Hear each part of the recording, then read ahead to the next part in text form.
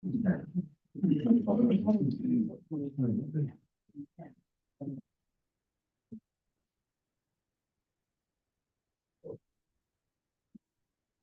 not your good side. The other side. No, that, he wants to take over it and chop it off. You were looking at the ball.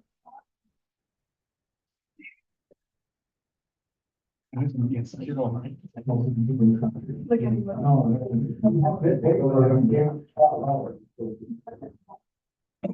That made it.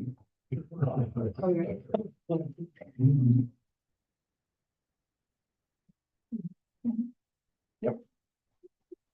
All right, welcome State Fair Community College Board of Trustees meeting for October 29th, 2024.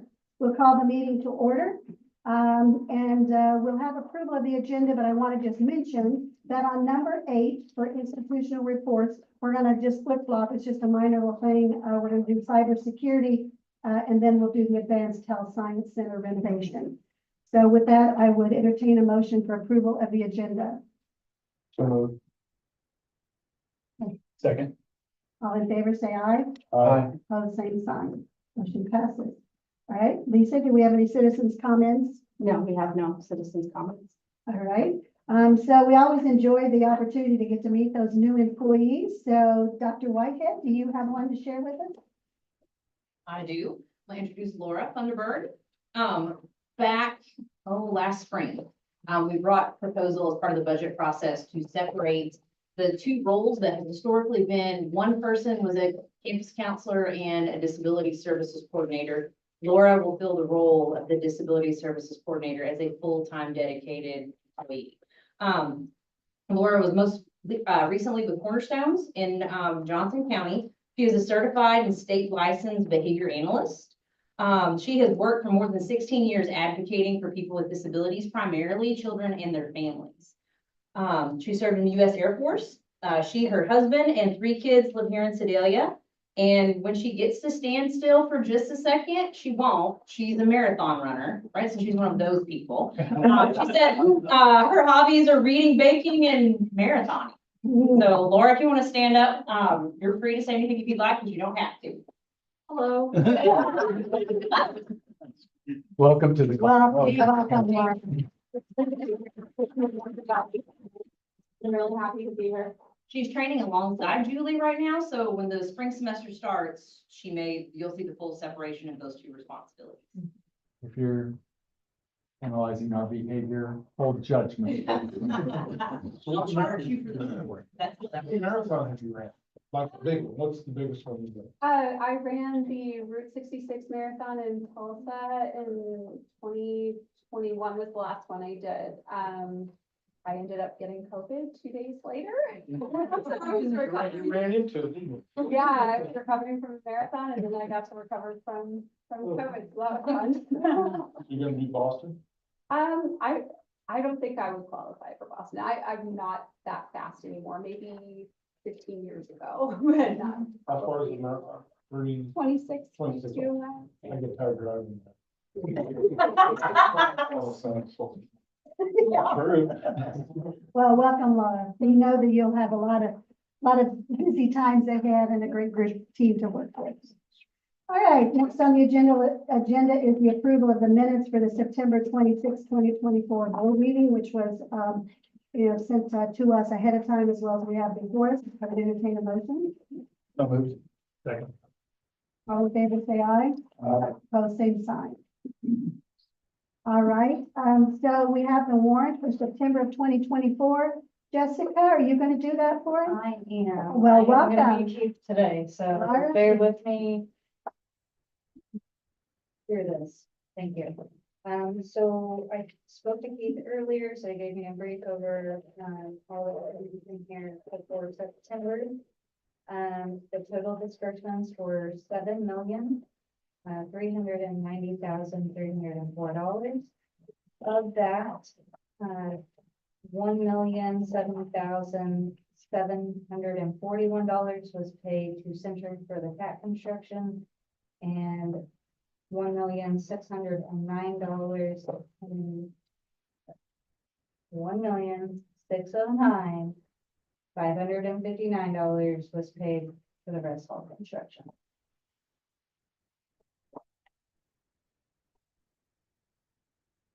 All righty. Any questions? Any questions? All right, all in favor of, I'll give you a motion, yeah, make a motion. motion to approve. Okay. All in favor, say aye. Aye. Both same sign. Okay, motion passes. All right, the student government report. We love hearing what's happening with the students and what's going on there. So I'm proud to introduce a new student government president to, today. Addison Miller, she's a dental hygiene major. Yes. And, so she just took over the reins of the presidency. So Addison? All right. So I'm Addison Miller. I'm a senior dental hygiene student. I've been a SGA representative for my whole term in dental hygiene school, and I served as vice president of our class. And now I'm acting president of SGA. We have lots of events coming up for the students. We have game night happening in the library tomorrow night. And then there will be donuts for students on November 6th. And we're working on homecoming for February. I'm super excited to be leading the clubs and organizations for the rest of the year and developing relationships with all the students. Good job, Addison. Okay, thank you. And she's gonna pitch it to the dental hygiene club for a brief report. So this is Addison. First time I said I would help. I'm Lee Wilson. I'm the assistant director of the dental hygiene program. I'm also the advisor for our SGA event. So just to tell you quickly a little bit about our program, because I know we are short on time, I've been told.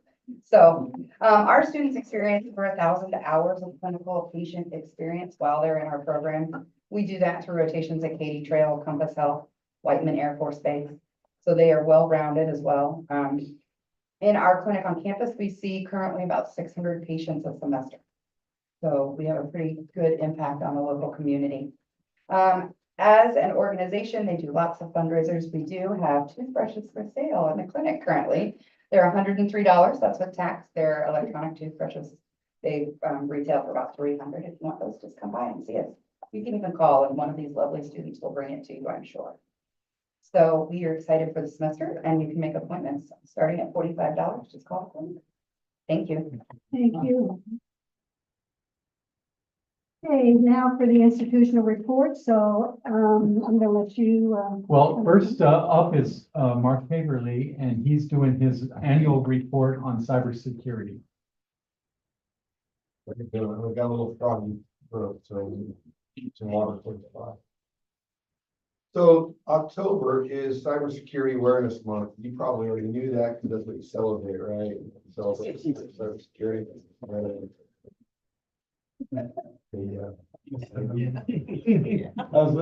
So cybersecurity pertains to everything that we do almost today, both personally and professionally. It applies to your PCs, our phones, your phones, and even flip phones.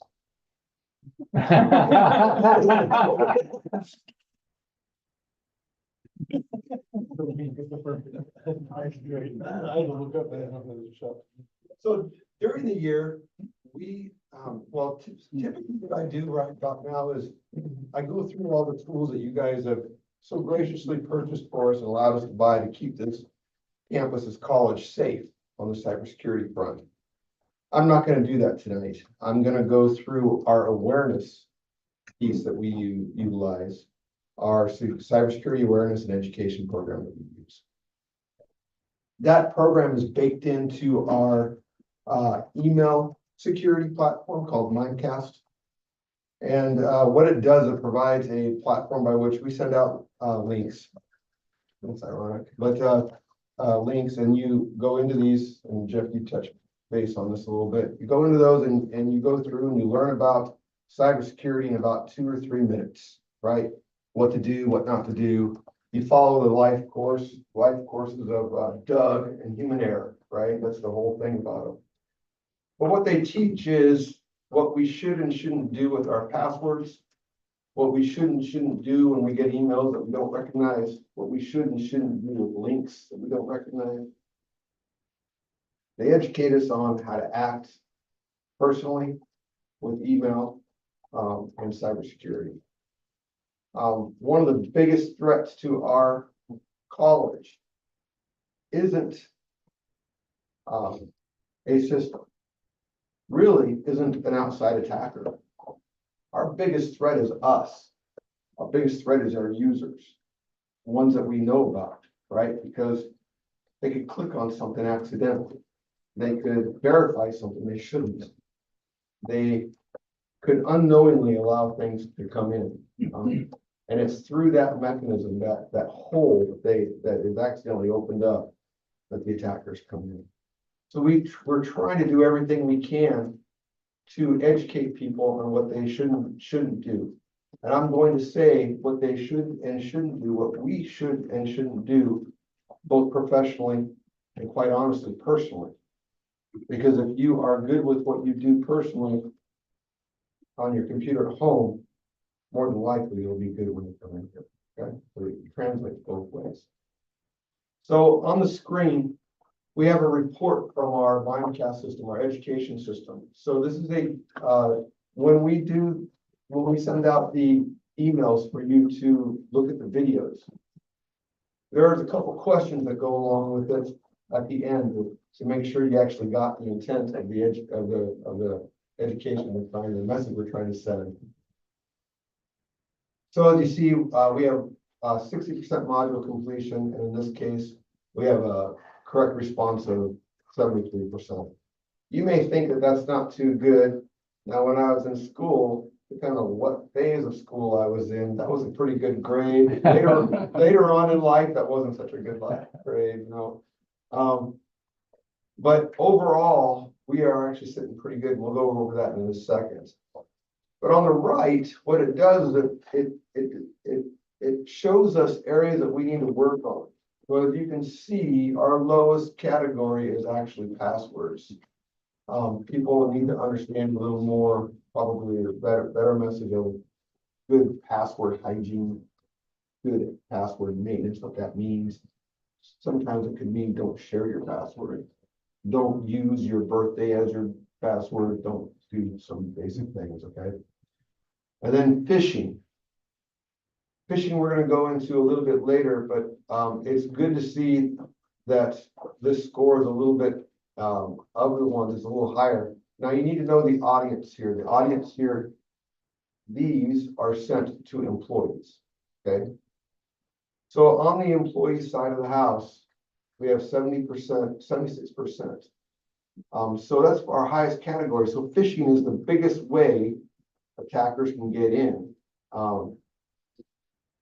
When I mean get in, you could send them information to get into your account. You could send them in by unknowingly send them information to do ransomware. There's a whole number of different ways that a bad actor is bad. Okay, it's just bad. So how do we compare with other institutions? This software also baselines and compares to the other education partners that they have, which are many, because it's a big company. So we actually do fairly well compared to other education, which is good. Which means that our education is paying off in those videos and that content that we send out. It can be better. It could always be better. It can always be better, and we're going to get better.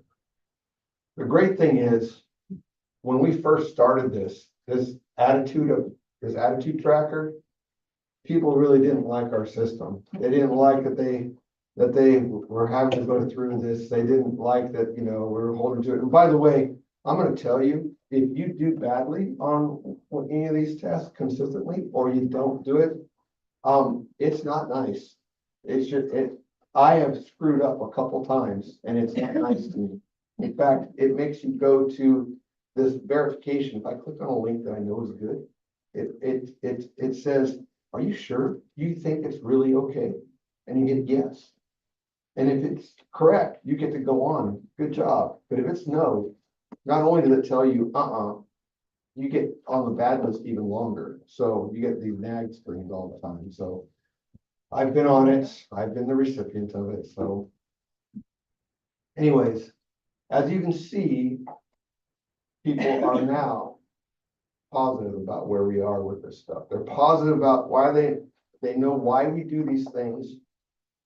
They know that we're doing the best we can to try to keep the institution safe and trying to keep them aware of what's going on out there. This is a good system. Thank you again, for that. It pays off. Now, there are a couple shortcomings and Mr. Page here points something out. We need to do a better job of onboarding people to what this mechanism actually is and why it's there. We need to establish that awareness and make sure that people are aware. I think that number up top will go up even more. So we will get better at that, I promise. So right now, you'll see that I stated this is for the employees. We don't have this type of mechanism in place for the students. So that is a big hole, I'm going to tell you. Before I get into a couple of things, we are actively looking at what it would take to get students into a campaign such as this. This is not a cheap campaign, and when you add thousands to the numbers in users, the price will go up substantially. So we're looking at options and seeing what the best way to do that is. But we are actively looking for a solution to that. So I want to read a quote from one of our Ellucian cybersecurity professionals who posted this recently on one of our channels. And it has to do with what I'm going to state to you a little bit later. Reporting suspicious emails and incidents is a critical component of maintaining cybersecurity. Prompt reporting helps prevent potential breaches that could arise from phishing attacks targeting sensitive information like login credentials or financial details, and promote a shared sense of responsibility for cybersecurity. This collaborative approach not only mitigates immediate risks, but also strengthens our organization's defenses against evolving cyber threats. In addition, timely reporting allows our security teams to respond quickly, minimizing the potential impact of an attack and improving our organization's resiliency. Very important. Those are really important statements to respond quickly. It's not just IT's job to respond quickly. It is the user's job to respond quickly. And the only way we can get them to respond quickly is to train them. Okay? Education is key. So we have had attacks in the past. We've mitigated attacks. They've been minor. But I want to tell you about an incident, recent incident that that if you haven't been made aware of, you'll be made aware of after I tell you the story. But again, this was to the employees, and now we're going to talk about students. Over the weekend of October 19th, you may or may not know that we had a cybersecurity event happen at the college.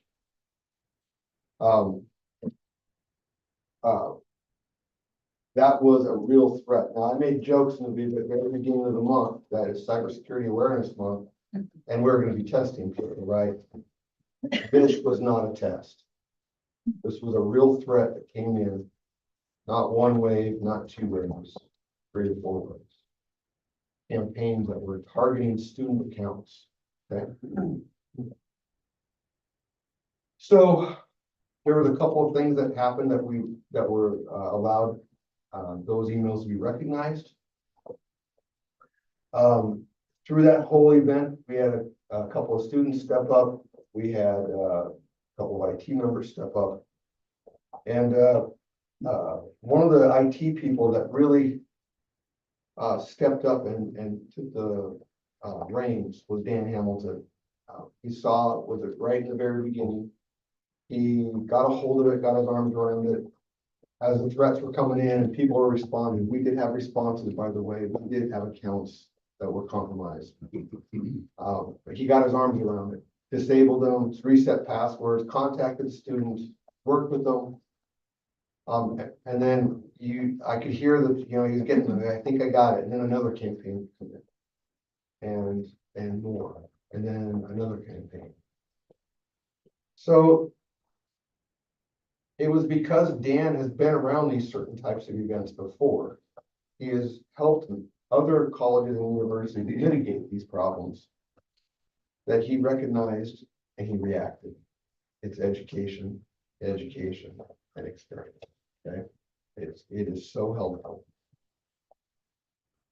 So along with this, though, Dan also got a chance to work with a couple of students that first recognized that these attacks were happening, and they actually responded, they acted quickly. So that was very helpful. Anytime a user can interact with us and allow us to see in that lens, it is extremely helpful in figuring out what's going on. Ultimately, what had to happen was we had to reset all the student passwords. And you're like, okay, it reset passwords. Okay, I want to make sure you understand that was 10,000 accounts. Okay. That was 10,000 accounts. So we also figured out that shoot from the hip numbers, 3,500 active at any given time. We figured 50% of those knew how to use our Okta tool, which again, by the way, thank you very much for allowing us to get Okta. It helped immensely. That two-factor authentication, that tool is incredible. But we also figured that since we figured 50% because we could see who had set up their profiles and self-service stuff, that we would have to need to help 50%. And we pretty much hit 50%, didn't we? Maybe a little higher, yeah. We've helped 1,800 students through the process of resetting their password. That was just last week and part of this. So, in fact, that was Wednesday through today. So a lot of students. And I want to say thank you to other areas outside of IT, financial aid, navigators, all student services. I mean, list is on. All student services just help reset passwords, help with that load. It was incredible. I really appreciate it. So with that, it comes an incredible thank you. So, we have a new tradition at the college to recognize folks that show special excellence and great customer service. So I would like to call forward Dan Hamilton and Victoria Simpson.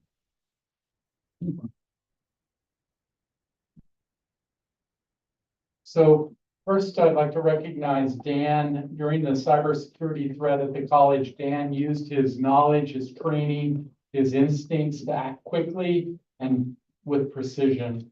In addition, his leadership was impressive as he rallied the troops to help mitigate the threat. Dan worked tirelessly for 4 days with students to help them with their accounts, read through logs, get his arms around the situation as each threat campaign came in.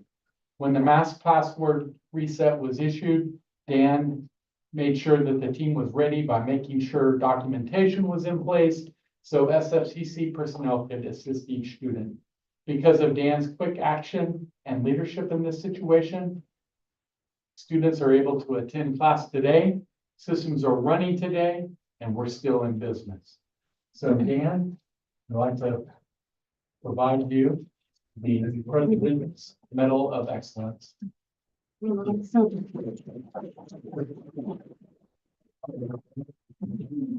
All right, I'd like to introduce to you Victoria. Victoria is a student. She's an HIT student. And Victoria, your rapid response in immediately changing your password after recognizing a compromised account was highly commendable. Your extremely prompt actions beat the attacker to the punch, preventing unauthorized access and potential damage. Your swift action demonstrates a strong understanding of cybersecurity best practices. I assume that's maybe part of the HIT curriculum. And a commitment to protecting your college community. I skipped to the wrong one. You recognize the fraudulent text and provided our IT staff with critical information about a new attack vector. This was very helpful in identifying the extent of our attacks and allowing us to proactively respond. Furthermore, your healthy skepticism and refusal to provide your MFA code to the attacker exemplifies the cautious approach we encourage everyone today. So I would like to recognize you as well with the Presidential Medal of Excellence.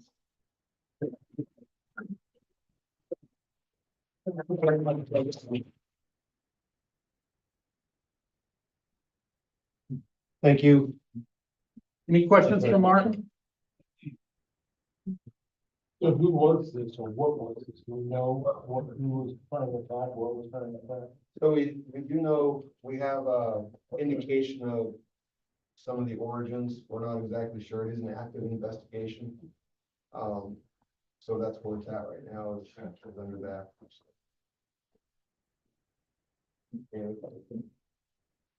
So I want to leave with this. Part of the password piece of this is never clear your password. The password is two pieces.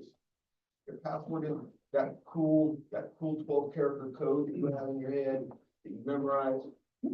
It's also that 6-character code that's generated. Don't give either of those out, ever. Okay? All right. Okay? We promise, we promise. Those modules, I mean, we get them as well, so just know, if you all are aware, we get those, and so keep up on those. I'll be honest, I do have a few that I haven't done, but I will do my homework tomorrow, I promise now. But I do think that they've been informative and, just help to refresh what you would probably already know.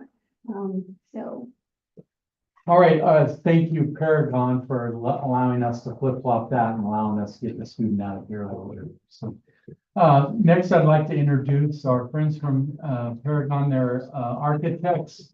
We have as you know, we're building the new CAT building, and that's when that is open, we're moving automotive from their current facilities into the CAT building. And so currently automotive is in 2 buildings. One was a temporary building built for automotive in the 1970s, and they've occupied since.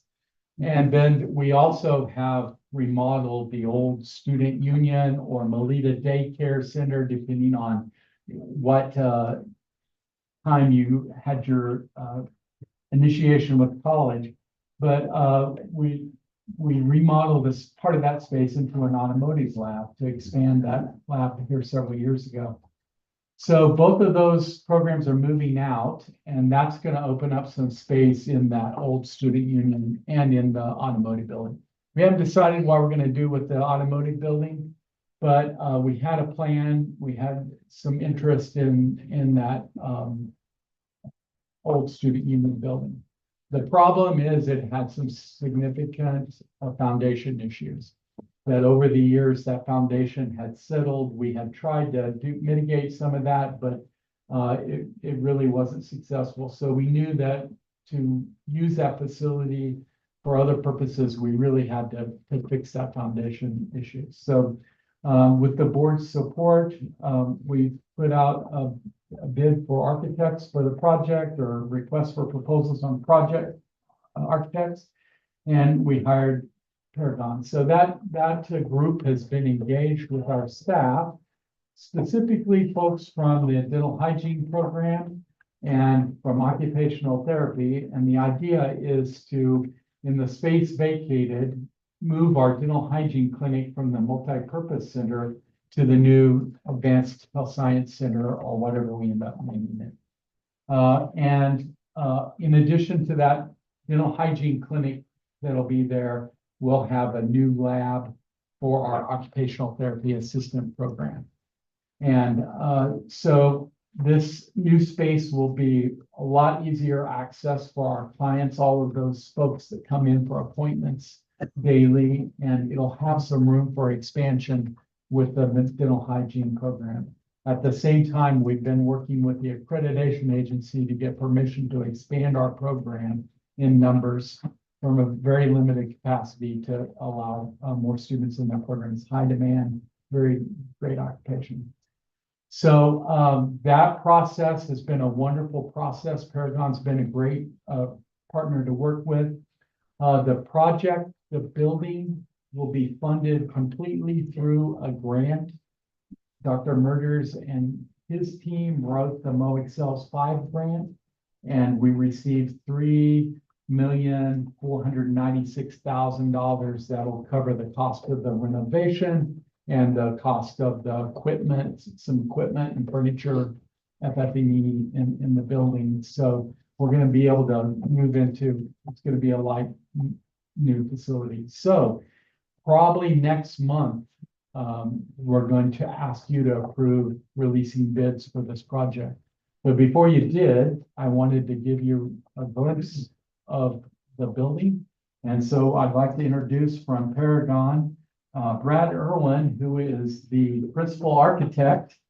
Is that the title? Yes, that He's the big boss. And Jim Stearman, who is the project director. And while you'll do that, I'm gonna move this. Okay, good evening and thank you for the chance to be here today.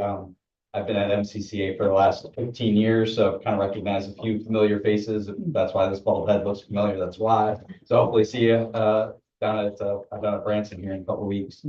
But we specialize in education. It represents over about 75 to 80% of our projects every year. We've been trying to be in this opportunity to talk with you tonight for probably the last 10 years, going back to Dr. Anderson's days of trying to help you along the process. So we appreciate that opportunity. It's been a really good project. Our team has worked through some challenges that Jim's going to help kind of introduce.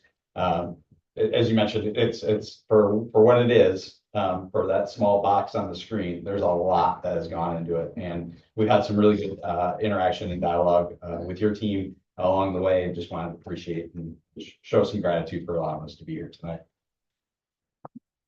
Thank you. I'll be brief. Jim Stearman, and it's been great to work with Allison and her team. They've really risen to the occasion to include just as much capacity and quality given the budget as they possibly can. And it's been a great dialogue back and forth as we've developed this. Numerous options have led to the plan that you see on the screen. And it includes a great environment for both students and faculty, but also patients. As you know, patients are seen in the dental operatories in this building. So on the bottom, if you'll see on the bottom half of that, that is that dental operatories. You see those dental clinics, and there's 12 of them in there. And also there's a separation then between the public and the patients areas there on the bottom half of the page. And the classroom functions and the student areas in the top half there with classrooms, and then occupational therapy there on the left, and then some administrative offices there at the front door entrance. And as Dr. Bates has mentioned, the slab on this building is going to be replaced as part of that upgrading of the building. So we did a great repurposing here, and the building is very sound otherwise, but that slab on grade is sunken and settled. And so that is part of the budget and consideration of replacing the slab as well as the soil underneath to get that stabilized. And then there's other, of course, dental operatories are costly. There's 12 of them there. There's a lot of plumbing and power to outfit a building such as this. So there's a lot packed in this 7,500 square foot building. But we've been back and forth with the plan and done numerous adjustments. And I think with the team, with the help of the team and the faculty, gotten a great bang for the buck, if you will, for this facility. Any questions on the plan? And we'll go through some other images and highlight that. Okay, I guess the next, I've got the mouse, there I go, okay. So there was so this next image is how the building would look from the exterior. It's basically the same building preserving the brick. It has new metal panel fascia across the top to upgrade that, and some metal panel, the perforated screen there at the entrance of the door to kind of give it a little bit of a healthcare look instead of a industrial building look that it's kind of been historically. And then here's a view of the entrance and waiting and reception where the patients would be received. And then a view into those operatories and down that hall where the patients would be seen in the dental area. Any other questions? Any questions that I could?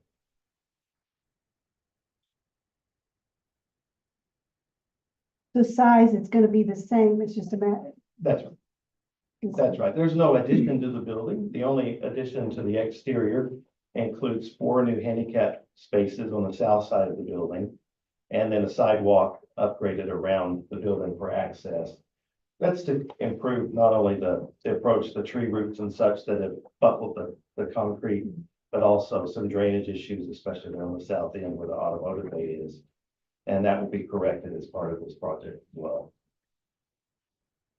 And so we're looking at submitting this project for bid next week, November 4th, excuse me. And with a pre-bid conference on November 12th in the facility for a tour and the bidders that are interested. And then with a bid opening November 21st. What would be the projected time from wood go, like it's through, let's start doing this, what it takes? Oh, for construction, I did not jot that substantial completion date down, but that leaves good 8 months to get done late summer. I don't recall the exact date. 9 months. It was 9 months, okay. The idea is move everyone out over Christmas. We're ready to go January because we need to get it done in time for the semester to start in fall. But earlier than that, we need to have the money spent, conceivably by the end of the fiscal year. So we are on a tight timeline, but we started this planning well in advance so we could hit that. And we're right on target for that. With it being inside work, it shouldn't be delayed by weather delays, and so that should map out just fine. I'll add another thing, and I apologize for duplicating, but we're also moving OTA studio in there, so from MPC. So we'll be freeing a lot of space up over there. And then the classroom obviously will be multi-purpose for Dean Rush to be able to utilize for various other health science programs and things. So we tried to, just as much as they crammed 10 pounds into a 5-pound bag, we were doing the same thing with functionality as we were doing this. So they did an amazing job. Yes, I failed to highlight that. There in the upper left-hand corner is that studio suite for activities and daily living and training in that studio there. With a So- bathroom, kitchen area. So all of just like a house, so people can practice, helping train people to use those facilities. So that also offset the esports arena, and so that temporarily has been moved into Yater. And then as soon as we move dental hygiene out, we'll move the esports arena into the multi-purpose center. So we'll have our athletics all over in that facility. So it kind of makes some sense programmatically, moving our dental hygiene out of the gym into its a facility closer to the other allied health programs and our athletic team into the gym. So this involved tearing out the current slab and then re-pouring a new slab That's right. after, and then there'll be some compacting and work on the ground before the new slab is laid. That's right. There will be some excavation of the soil from underneath and replace it with quality fill that's suitable for slab on grade, that's compacted and composed of the right properties. So that'll be a messy operation, of course. And I think with the duration that we planned, a building this size way could be fitted out in 4 months. But with these complications of the slab and the construction there, and also the demolition of that, but then also the plumbing and the piping for the operatories is more involved on the mechanical, electrical side. Right now, our estimates have it right at about $2.5 million for construction for this project. Again, sounds like a lot for the square footage, but it has some special features that are driving those costs. Any other questions? Well, it does look, it's a small envelope, but there is a lot packed into it, and it's been a fun project to work on, so we appreciate the work of both sides to get it done, so. All right. And thanks for coming down from Springfield, and you guys are welcome to stick around for the rest of the fun, or Or. we'll see you at Yes, MCC. yes. Sounds great. Thank you very much. Thank you so very much. Appreciate it.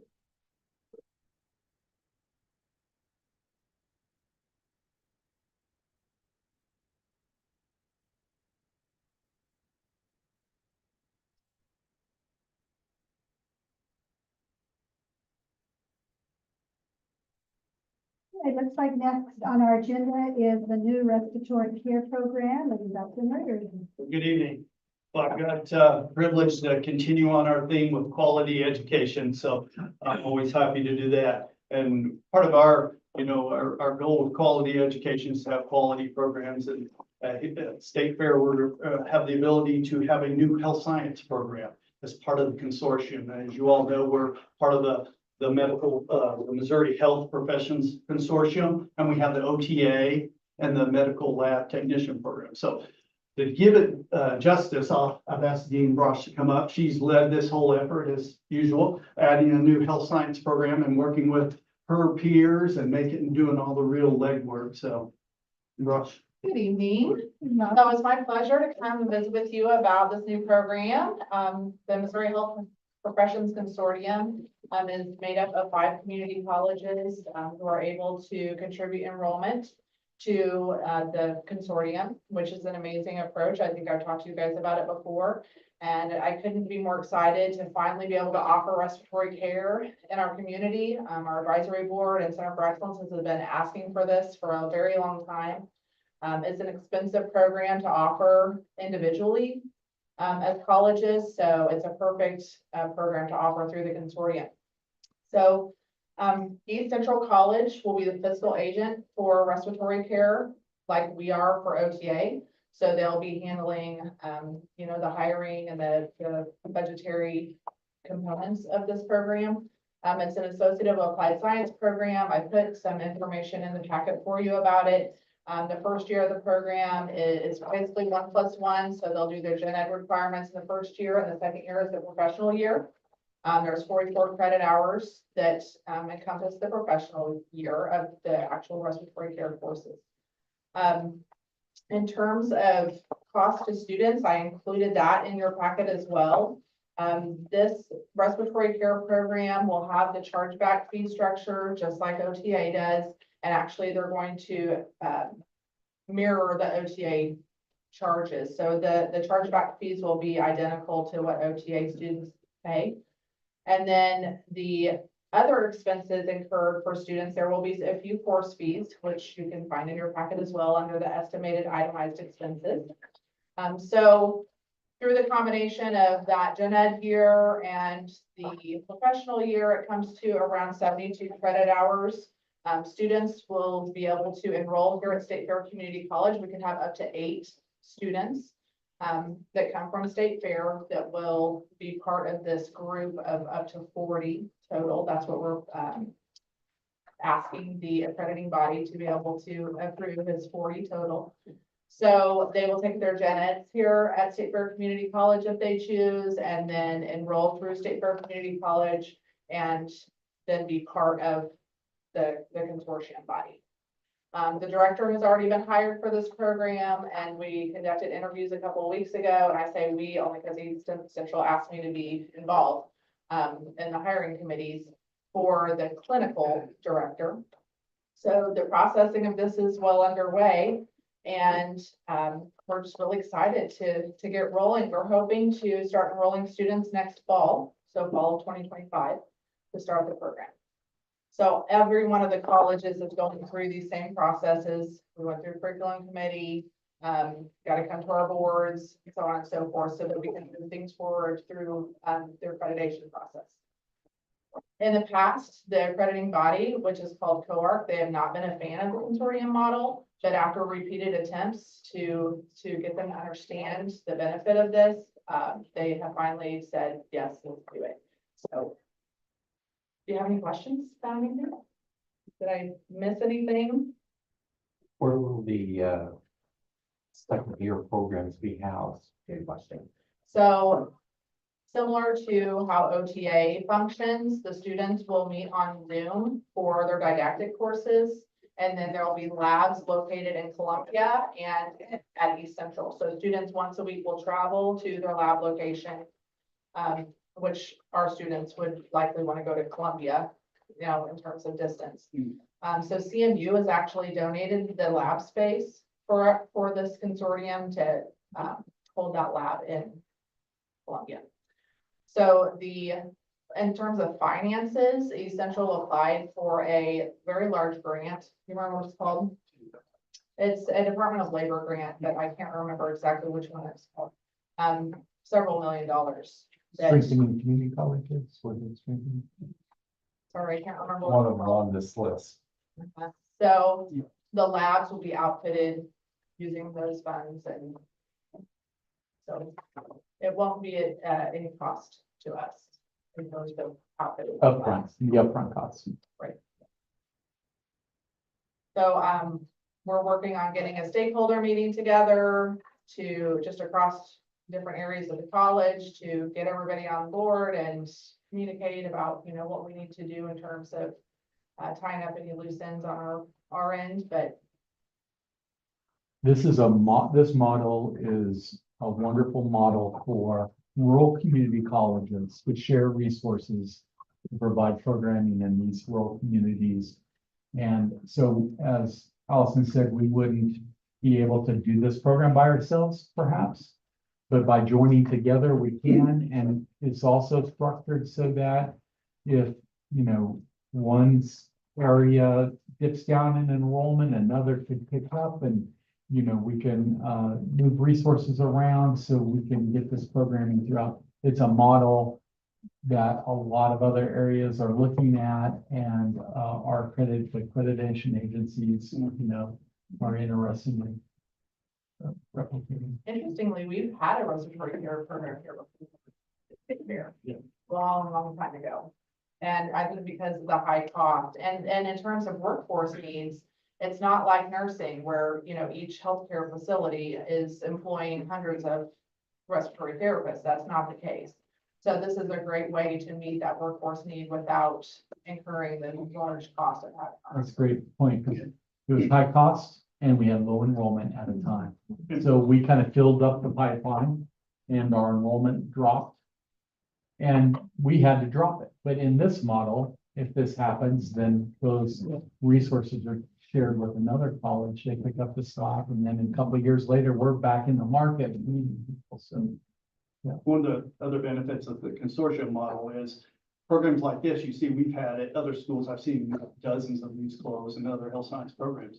What happens is they look to them, make this a 4-year degree, like CMU is going to take it because that's how you can afford to have it at an institution. But the consortium model, what it does is it allows us to continue doing what we should do at the community college level and do it for a cheaper price for the students, not bumping it and forcing it so someone can offer it. So that's the other advantage. It's really good. It's a financial thing for the students and access. Access, As yep. Dr. Bates important mentioned. part of our mission. But this is essentially a 5-semester Yes. program. Yep. It will follow the trimester model like OTA. So instead of like a 16-week fall, 16-week spring, and an 8-week summer, it'll go 16, 16, 16. So they'll be on a little bit different part of term, but identical to what OTA already does.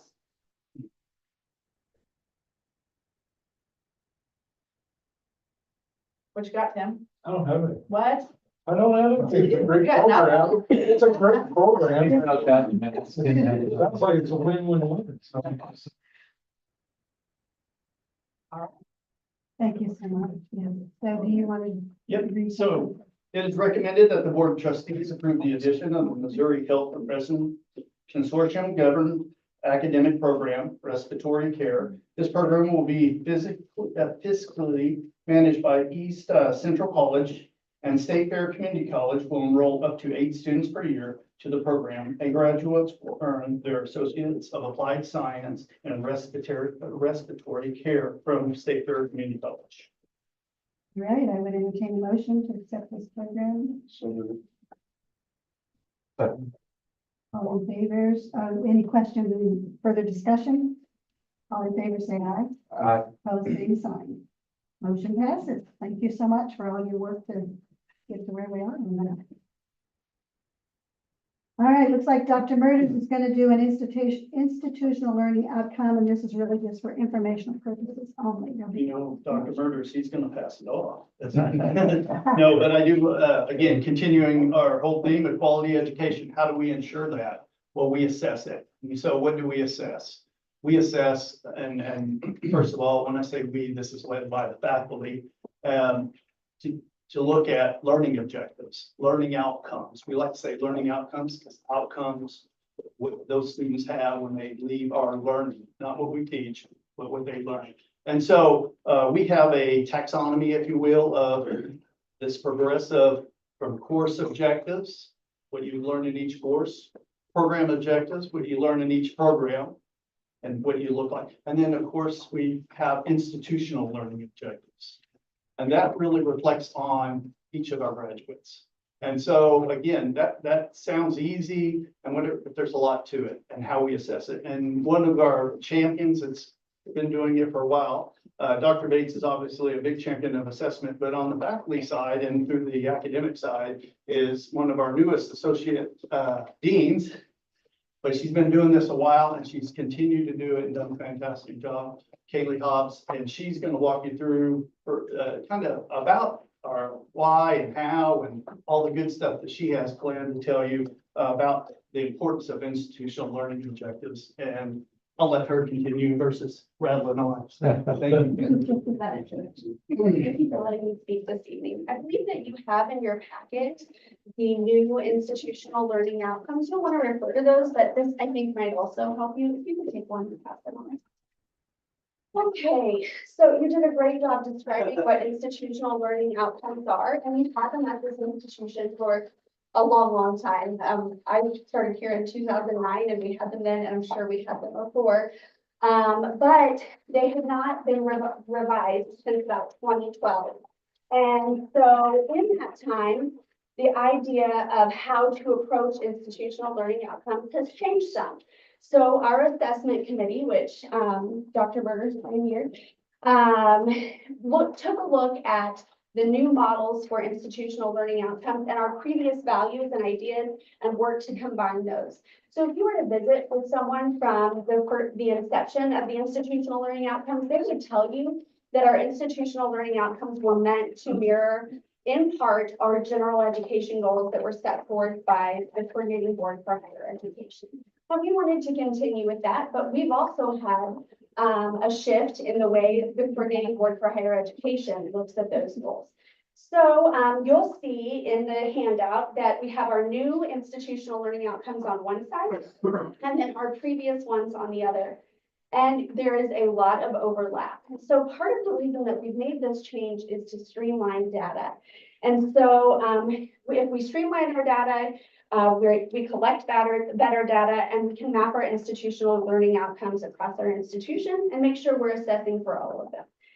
We can also use that data to make meaningful change. And the biggest ways we can do that is to drive our professional development, both in-house and out-of-house, and facilitate the sharing of best practices.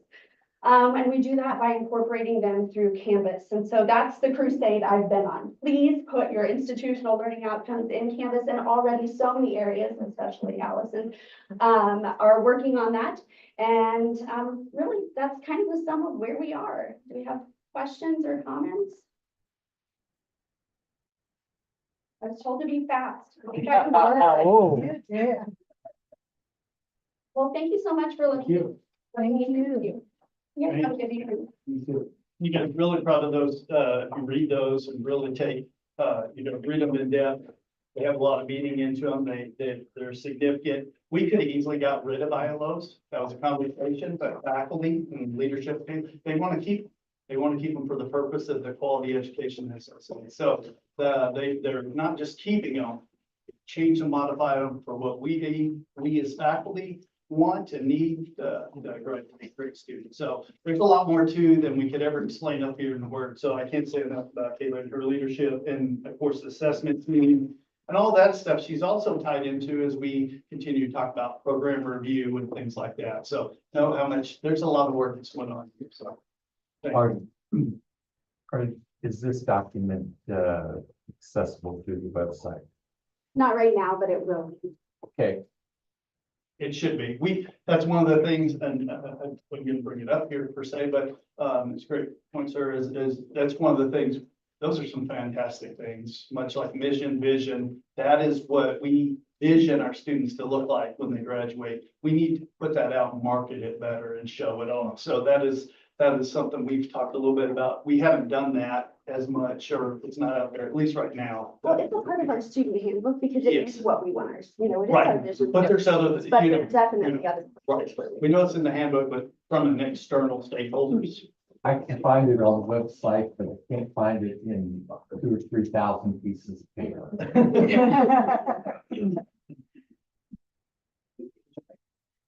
Thank you and your team for all of your help.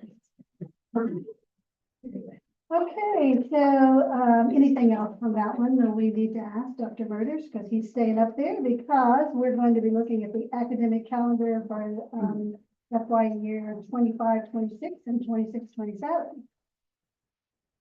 All right, if I'm smart, I'd have the registrar here and I wouldn't even have to come up, really, but no, seriously, the schedule is another important piece of ensuring we do quality education. I'm gonna keep saying it. So by policy, we bring to you, or I bring to you, the academic calendar. Specifically, you all approve the start dates of each term of faculty when they come back. And so what we've provided you in your packet is 2 years. And my thoughts are, with your continued approval, is to each year bring you the 2 years. And that allows us to plan things such as financial aid, business, courses, obviously, everything we do really on an academics and business and student support standpoints. So that's what we're doing tonight, is bringing you 2 academic years worth of calendars. Next year, I plan to bring the second year again with the next year, just in case things change, and provide any rationale. But this still gives us the ability to make modifications if times change. So I've provided academic year 25, 26. Behind each calendar, you'll see a spreadsheet. It looks like this, and it may not make as much sense, but it is a working document that I wanted to provide you.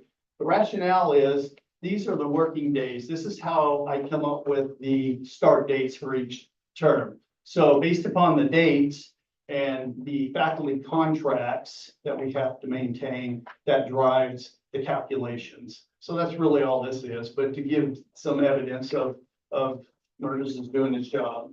That we've come up with those start dates. So in there, you'll see the fall term start date, but you'll also see faculty return for fall prep on August 11th.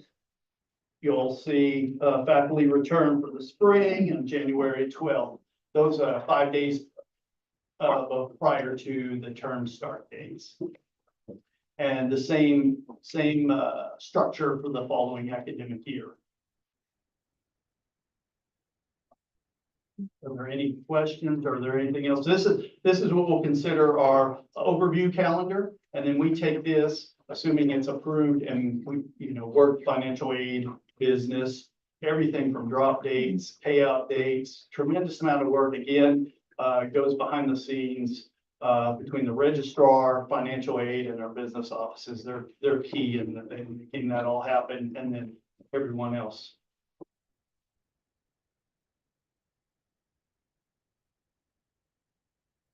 Are there any significant changes in this calendar in terms of departure from what we normally do? What we've done, if you remember, thanks, sir.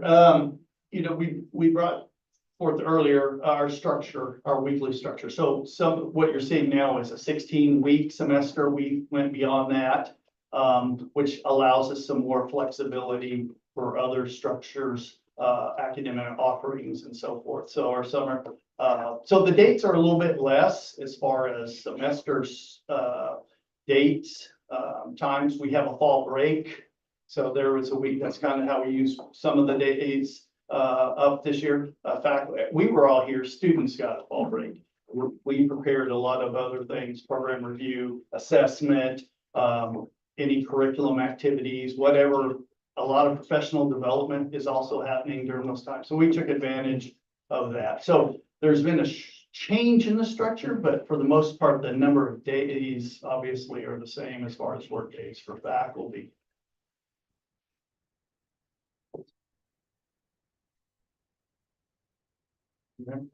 So it is recommended that the Board of Trustees approve the academic calendars for academic years 2025 and 2026 and 2026, 2027, with the designated faculty start dates for each fall and spring term within these two academic calendars. All right, I would entertain a motion to approve the academic calendars as mentioned. Yeah. Yeah. Do I hear a second? Second. Any other further thoughts, or questions? All in favor, say aye. Aye. Pose same sign.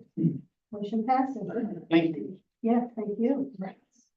So then there's some board approval bids, and so Jessica, is that gonna be you? Yes. Okay.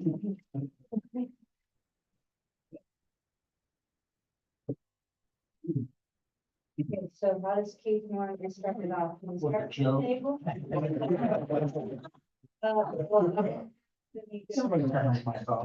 Well, so, these are presented as a group, so you're welcome at your pleasure to take it and approve as a group or do so individually. So Jessica wants to just go down the line and just a brief explanation. Okay, of each item. Yeah, So there's 4 items. Or 4 bid items on here, Ultra sound machines. And each column it kind of specifies, item selected, the vendor of choice, where they're located and the price. And then we have the Acer, Lace. Sorry if I don't pronounce that. Right, correctly. yep. Okay. You're right. Beaver Drill as the vendor. Kansas City, Kansas is the location, 49,200. The CMM software. Verisafe software out of Anaheim, California. $14,325. And then we have the Headward chiller repair. The TMI out of Kansas City. Roughly 38,440. So, just to, reiterate or to go a little deeper, all of these are either the low bid or state project. So the first one was, there's just one bid, the middle two, both these are the low bids. I also call attention, if you did your homework, in the initial packet, I think we send that. By email. Yeah, by email. The bid for, the very soft software with the CMM software, that's software for machine tool. Yeah. That bid had a different number than the low bid number of 14. It was actually, it was a little bit higher now, still the low bid, but it was a little higher. And we have put the correct bid in your documents at the table today. But what happened is their bid included training over 5 years. This equipment is paid through enhancement grant, and we're only allowed to do 1 year of training.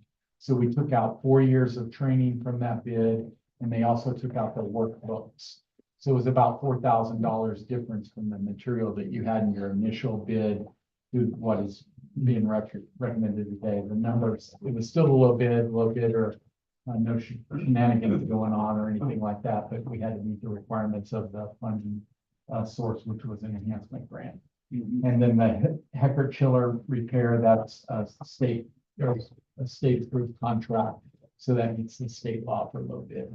So will that actually fix the climate control in that building? As you know, well, I am never gonna say that'll permanently fix the problem, but we have had a long struggle for that. I believe that this is the last piece of that, I've heard. We'll see. Proof will be in the temperature. Sure. Allison, you're in trouble with that. Refresh my memory on what's in our budget. that's where the. Maintenance and repair. Maintenance and repair, of course, I just couldn't get A it. significant part of our maintenance repair goes to heating, air conditioning repair. All right, any questions? Great job. Good job. You want me to So- read this You recommendation? would- Okay. It is recommended that the Board of Trustees accept the following bids for State Fair Community College purchases as shown in the table below. Any item in the table below may be removed and taken up as a separate purchase if so requested by any member of the board. Otherwise, all bids will be voted on with one motion. It is further recommended that for each of these approved bids as required, the Vice President for Finance and Administration be authorized and directed to sign any and all agreements and perform those acts as necessary to carry out the terms of any agreement so signed. Funding for each bid is indicated on the table. Alrighty, so I guess my first question is, are there any that you need to pull out? Or do you want to do all of them? See, the last time we had this, I thought Richard asked that we do it individually. Am I right, Richard? That was, Or is there a significant reason why? Yeah, there was a reason why. There was a reason why. There was. So you don't have a problem with doing it all at once? No. So let's do it all at once. So I'll make a motion to approve all bids. Okay, So, ready? Any other questions before we move forward? All in favor, say aye. Aye. All opposed, same sign. Okay, motion passes for all. And Jessica Brad is gonna take this item for the Adam Smith contract.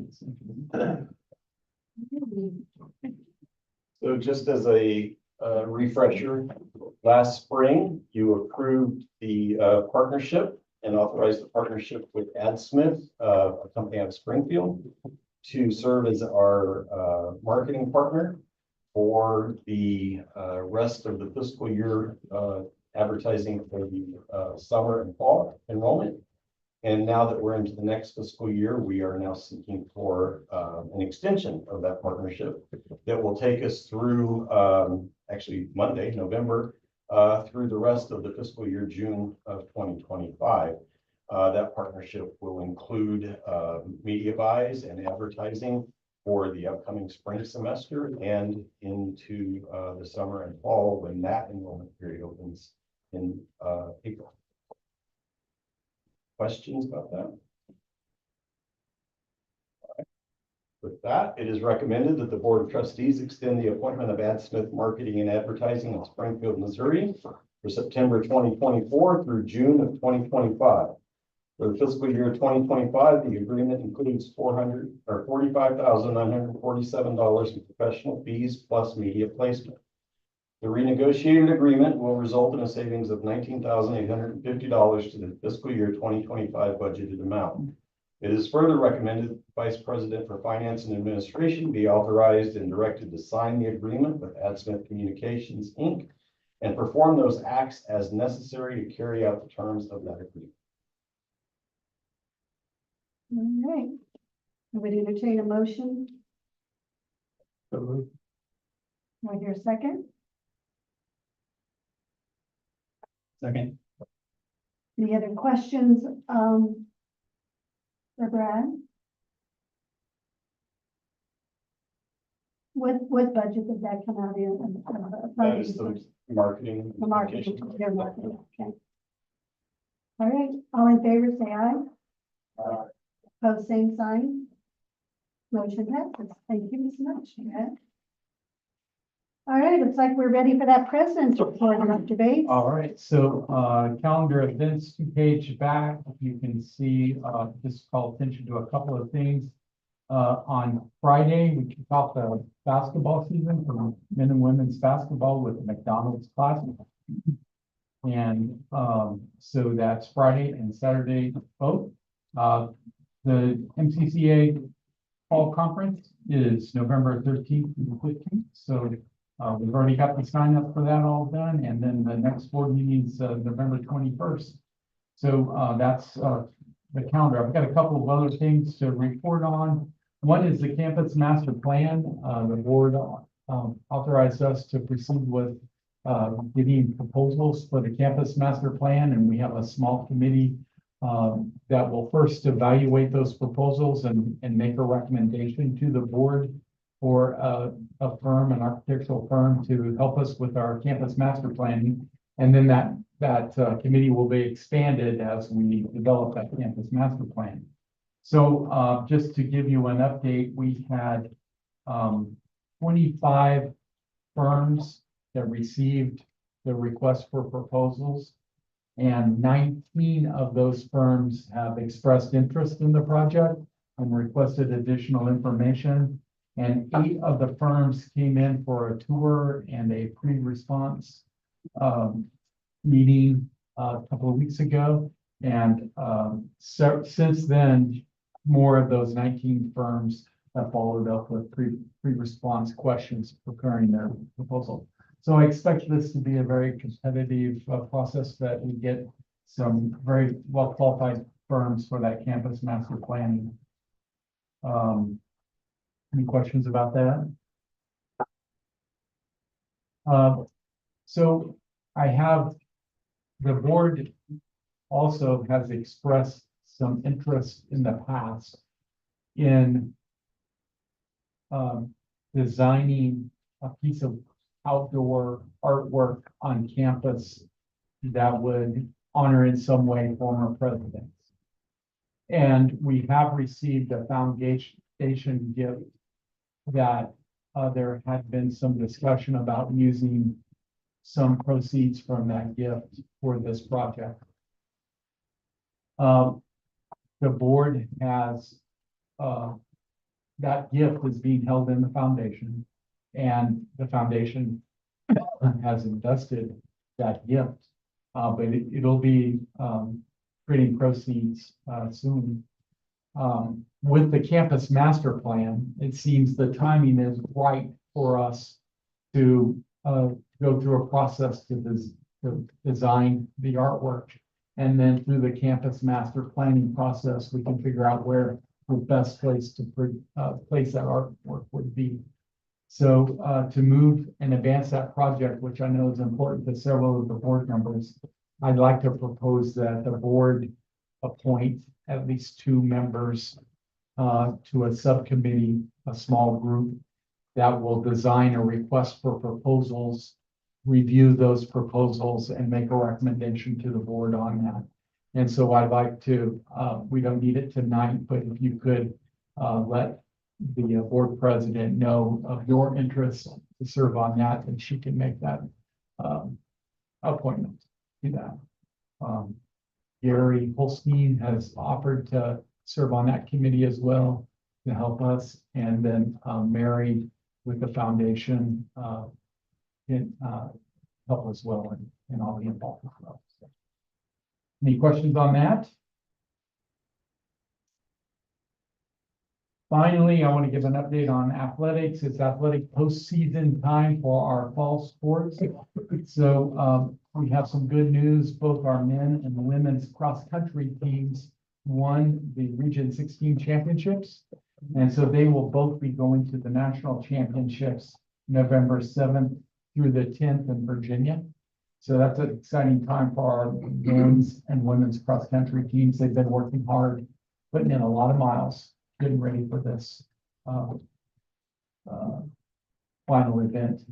Men and women's soccer season sadly both concluded as well. On Saturday, the women's team lost in the quarterfinals that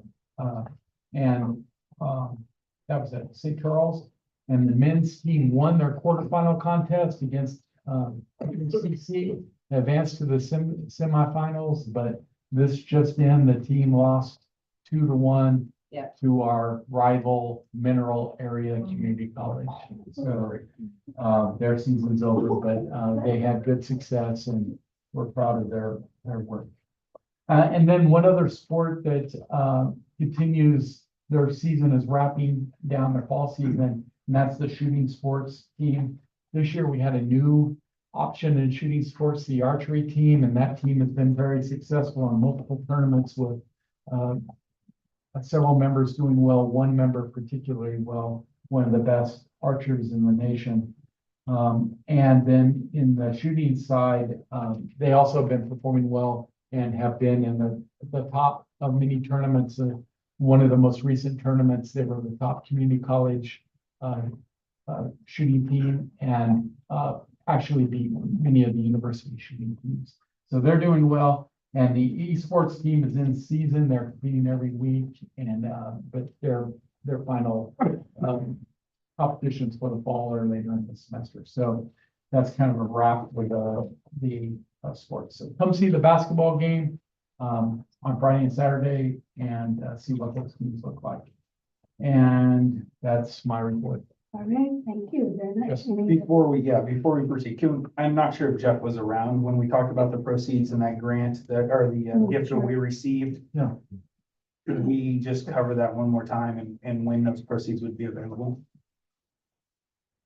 Well, I'm gonna need some help from Mary, but the Patterson family left a gift to the college and it was around $400 and some thousand. And the family designated that the proceeds from that could be used as designated by the Board of Trustees. So at the time, the board asked to spend some of a small part of that donation on this piece of artwork. But we weren't ready to do it and the money was just sitting there. So it just made sense to get it invested. So typically with those investments, we leave it in untouched for 3 years and then distribute an average of those 3 years each year after that in the disbursement. Did I say that right, Mary? Pretty close. He will correct me later. Yeah, you need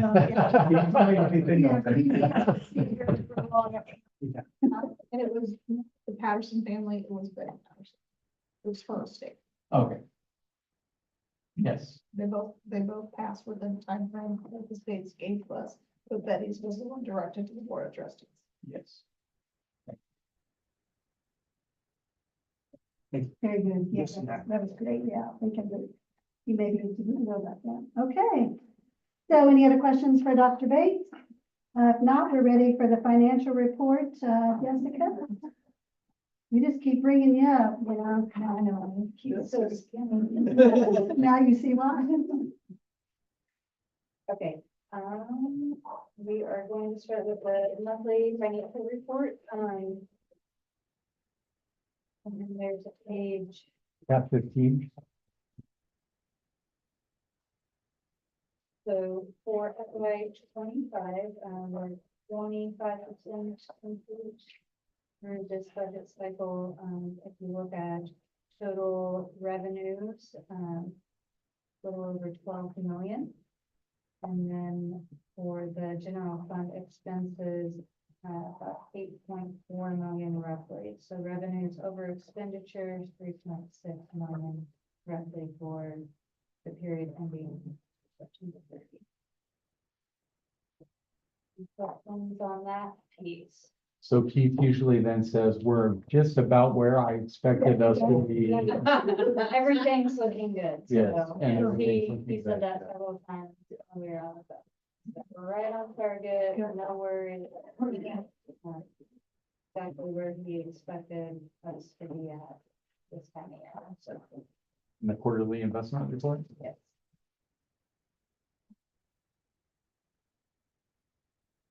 Okay, so on this one, right now, we have 8.4 million roughly in investments. And then we have another 5 million in the central bank, which is also earning a little bit of interest. So for a total, 13,485,787 $. And then if you look to the far right, you can see a little, I think when I calculated it, it was 41% of the investments will be maturing in the next quarter. So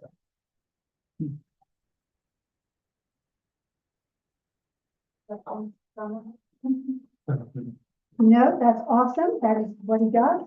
He did a fine job and we'll just tell Keith that you may be the one that you should come. Thank you. Thank you so much. Okay, so, did he usually do this one? The board reporting one? Yeah, Oh, Jessica's Oh, gonna do. yeah. that. yeah, you want to do that one as well? Yeah, she's prepared. Yeah, all right. Just informational purposes only, and I mean, I'm just gonna read here, to be honest. Mhm. So during the month of September, had the following purchases between 10,000 and 25,000. Profit Manners, Red Wolves, Fun OPM, $12,695.74. Solid Construction, for the Trio renovation, $10,298.97.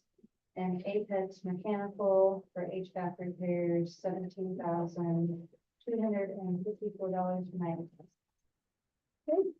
Thank you so very much. Appreciate it. Alice, what's the topic?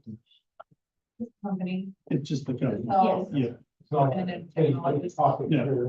You know. Don't know, let's ask. That's right. Were those paid by the Jason Smith Foundation or reimbursed? Yeah. So that involves part of the renovation plan funded by the foundation. Those allow us to move the LPN program.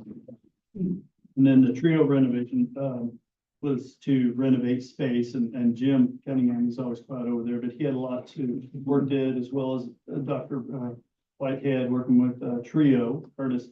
Our original, solution for that was gonna be. how much, Jim? $500,000. Yeah, it's gonna be about $500,000. So over some time and compromising and moving, I think we probably maybe even have a better solution.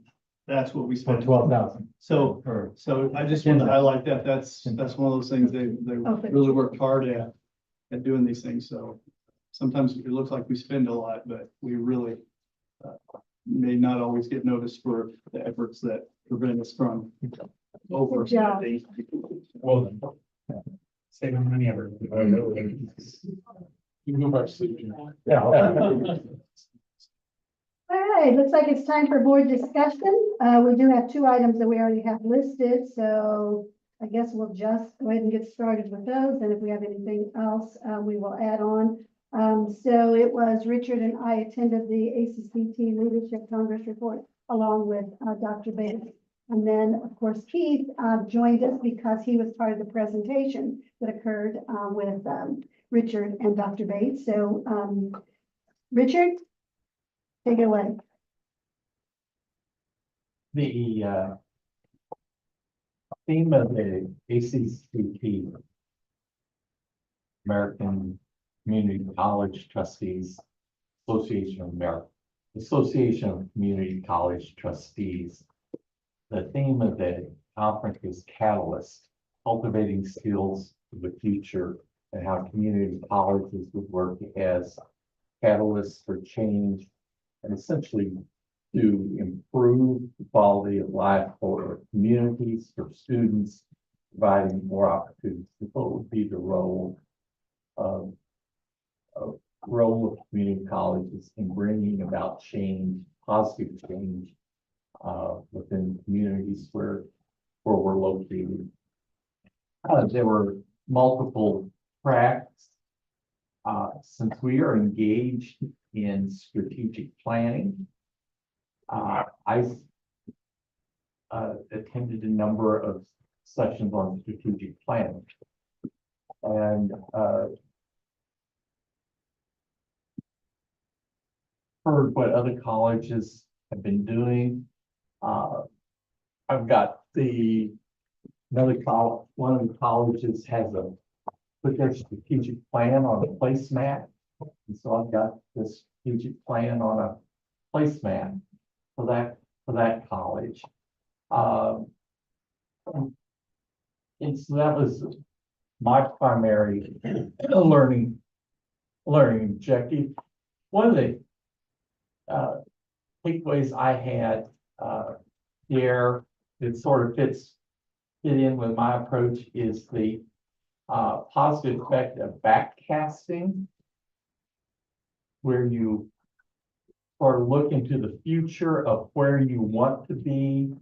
And then instead of working from where you are, you start where you want to be and work back in doing strategic planning. And that's sort of fit with my my style. So I hope we'll be able to do some of that before maybe as we start our strategic planning, is to take some time to forecast into the future. And especially as we've talked about the demographic change, and this strategic plan that we're engaged in is probably going to have to consider the demographic changes within the community that are forthcoming. So that was what I did personally. I thought one of the key takeaways that in almost every session I attended, one of the key words, or the key word, was trust. Trust within the institution, trust with the trustees and leadership and trustees, and how you go about building, and how important trust was, which it was sort of significant for us. And the presentation that we did is Keith and I had talked about it and shared information. We're talking about what we wanted to accomplish as in our presentation we did, was that Keith and I both identified institutional trust as the key factor to make our budget process work. And so that theme reverberated at the conferences in attending the sessions, is that building and maintaining trust is key to a good functioning board of trustees and to college as a whole. Well, thank you, Richard. So just to tag on to that, anybody wants to see the book, to kind of get a feel for, what are some of the sessions that they have, and, so there's, just a wide range. As you say, strategic plan was in there many, many times, and I attended several of those as well. One of the things, of course, that I always want to know is, how do we assess ourselves as trustees to know that we are being effective? And so I attended one of those sessions. And so while I got some handouts, they come from actually ACCT. We will be doing our board evaluation next spring. So, we do that after you've had a chance to be on for a year. So I'll keep those papers and then try to have those handy for us whenever we get ready to do that in 2025. Just want to then talk about a little bit about our group. State Fair did us proud. I will say that Dr. Bates and Keith and Richard did a really fine job presenting. It was interesting to hear how so many people say as trustees that they come to a board meeting, they get the information that night or day, and they don't know anything else. They're not involved. So they were just really amazed through the conversation about how there was that year-long project, doing the budget, how we were informed about that. So, it makes you come back home and say, thank you for a job well done on the team at State Fair Community College for making sure that we as trustees are informed. We're not in the weeds, we're not in the management, and, they said that many times, is that, it's just that we're getting that information. So when it comes to board time to make a decision, we can say yes without having to go through a lot of information because we've heard it all year long. And it isn't just budget. So thank you, Dr. Bates, and your entire team and staff who make sure that we as a board are involved so that when we need to make a decision, we know the facts. So the only other thing, I did bring back each one of you. I am your delegate for voting. And so we have a caucus And then we also then have the Senate meeting where we do the voting. And so that's for the different offices that are there, in the way of president of the ACCT, which is some trustee and down the line. But anyway, in that, then, one of the things I've seen over time is ACCT be more involved in everybody's lives as far as us as trustees. So when it was first done, I didn't know who the guy was, but now that we have Ji Hang Lee, one of the things that he was challenged with was try to get out and go see your colleges.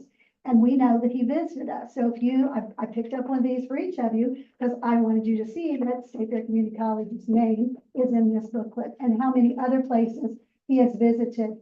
And so, just think that this is really good to see kind of what's ACCT doing for us.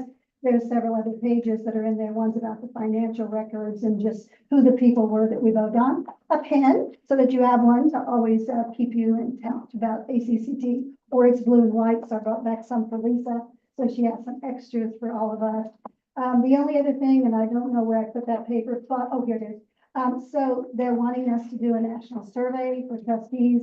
This is something probably that you've seen in your emails, but they're wanting everybody to do this survey so that they can be more impactful. They'd like to have 100% of the trustees do that. So I'd just like to encourage you to, get involved with that. Richard said he's already done it. How long did it take you? 5 to 10 minutes. Yeah, so it doesn't sound like it takes long. I have not, it takes very long. I've not done it myself. But if you need more information about that, I don't believe that it's anything in this booklet or the one I gave you. It was just an extra sheet of paper that we got. But we've been getting emails about it, but I can sure forward that. If you haven't pulled it up, you fill out the survey. Some are 1 through 5 type numbers you pull. Some ask for comments. Some have a list of options. You pick which of those options and prioritize them. And then you're asked if you'd be willing to participate in the interview follow-up. But that's not required. That's not required. It so happened that the person who is charged with compiling the results of the survey and doing the interviews attended the session we presented Saturday morning. These are all indicated that she wanted to do an interview with me.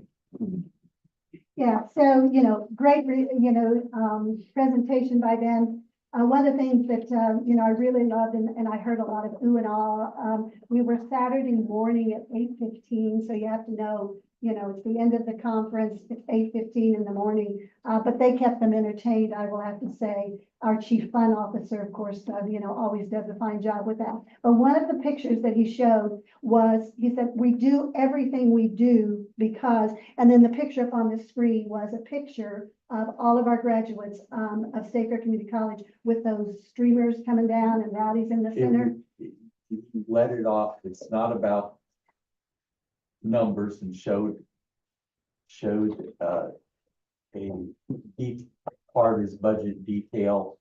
It's not about the audit. It's about students, and it's about this. Getting down to- And it was a picture of the graduation with the streamers. Yeah, which Streamers flying. just awesome. And it just helps to remind why we do whatever we do you do what you do as well as for us in making those decisions. So thank you, guys, for a job well done for State Fair Community College. And again, thank you for giving us the opportunity to be able to attend that professional development. All right, we have ACC. Any questions on something we said? Guess I should give you time to ask if you do. If not, just contact us. We'd love to chat about it.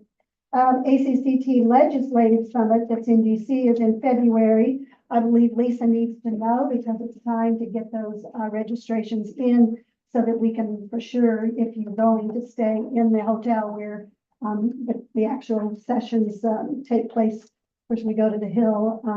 But anyway, if you haven't already, let her know. Please try to get We that need to know this week. this week. Really. Yeah, I was gonna say. Really. So here's a brochure for the Legislative Summit.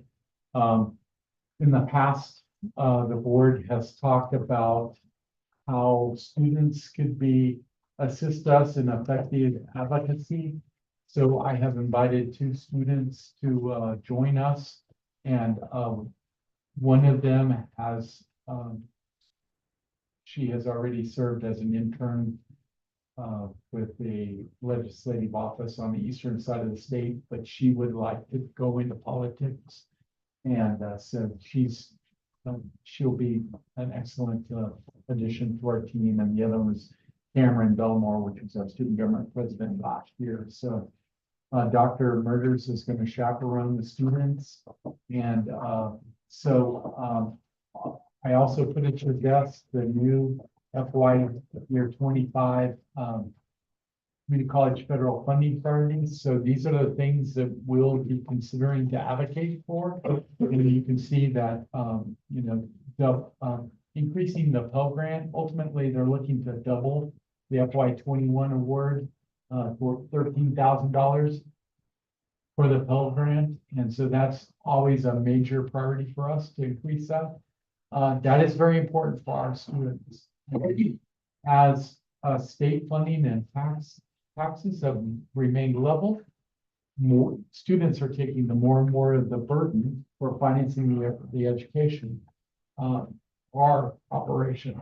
And so prices have increased, and some of our programs, some of our students who are from out of the service region or out of the district who stay in our residence hall, their tuition and fees exceed the Pell Grant.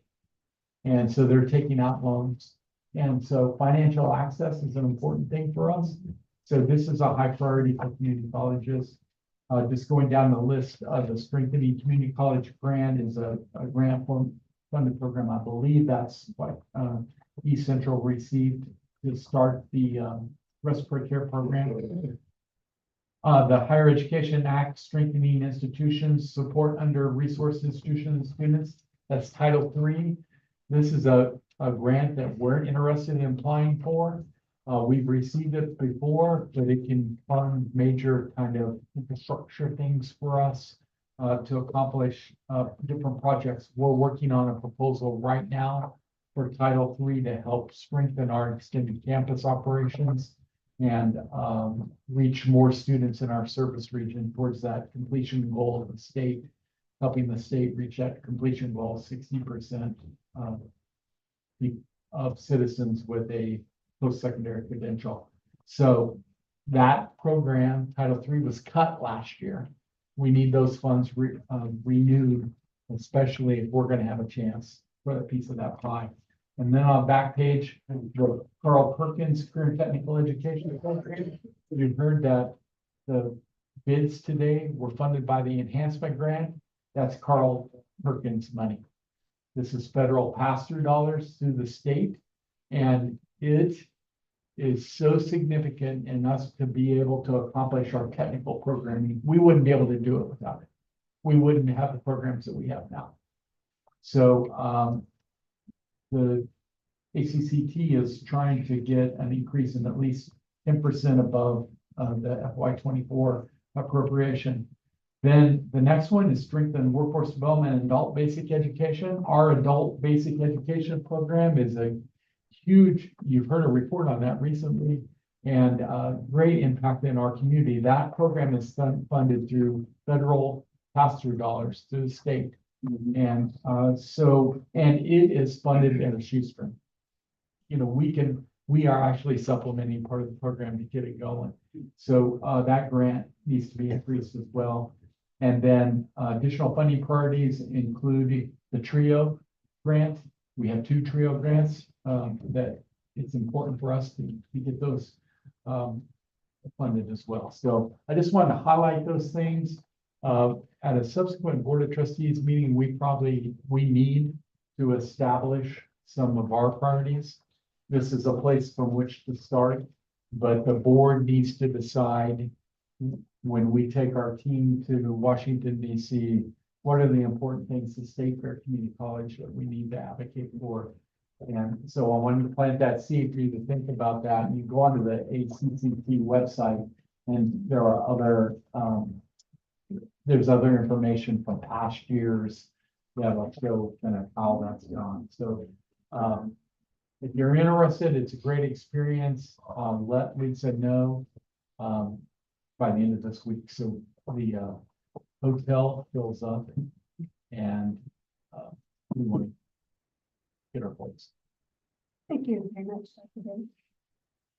All right, any other things from the board for board discussion? Well, actually, Patty had provided me with our note that we'd received, thanking us for their scholarship that they had collected. It reads, Dear State Fair Community College, thank you for awarding me this scholarship. I greatly appreciate it, and you have no idea how much this will help me. Sincerely, Ava Armenta.